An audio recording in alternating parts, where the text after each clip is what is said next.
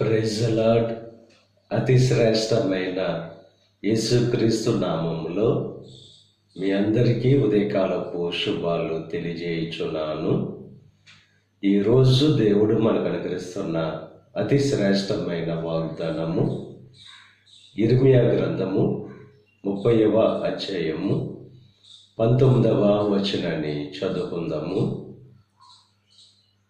అల్పులు కాకుండా నేను వారిని గనులుగా చేసేదను.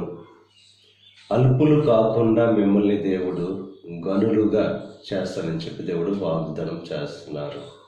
అల్పమైన స్థితిలో ఉన్న వారిని ఘనమైన స్థితిలోకి దేవుడు నడిపిస్తానని చెప్పి వాగ్దానం చేస్తున్నారు. ఈరోజు మీ స్థితి అల్పమైనదిగా ఉండవచ్చు, కానీ ఇప్పుడైతే దేవుణ్ణి ఆశ్రయిస్తామో ఘనమైన స్థితిగా దేవుడు మారుస్తాడు.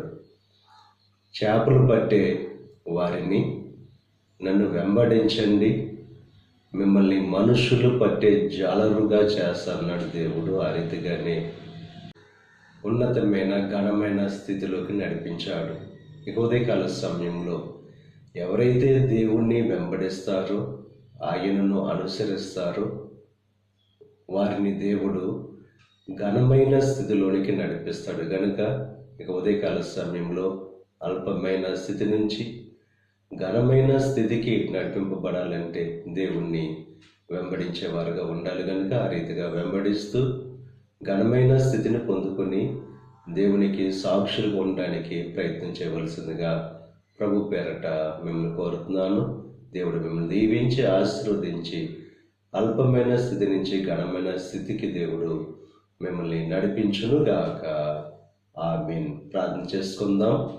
పరిశుద్ధుడా, మహోన్నతుడా, కృప కలిగిన దేవ, ఇక ఉదయకాల సమయంలో అనుగ్రహించిన అతి శ్రేష్టమైన వాగ్దానాన్ని బట్టి నీకు స్తుతులు చెల్లిస్తున్నాం దేవా. అల్పులుగా ఉన్న వారిని ఘనమైన స్థితిలోకి నడిపిస్తానని చెప్పి వాగ్దానం చేస్తావు.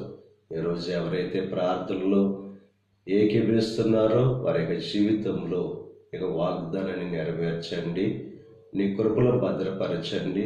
వారు చేయించున్న ప్రతి ప్రయత్నాలు సఫలం చేయండి.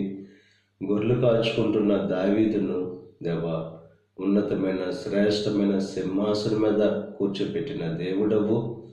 అల్పమైన స్థితిలో ఉన్న వారిని ఉన్నతమైన స్థితిలోకి నడిపించే దేవుడవు నీవే దేవా. ప్రతి ఒక్కరి జీవితాల్లో అద్భుతమైన కార్యాలు, ఆశ్చర్యమైన కార్యాలు జరిగించండి.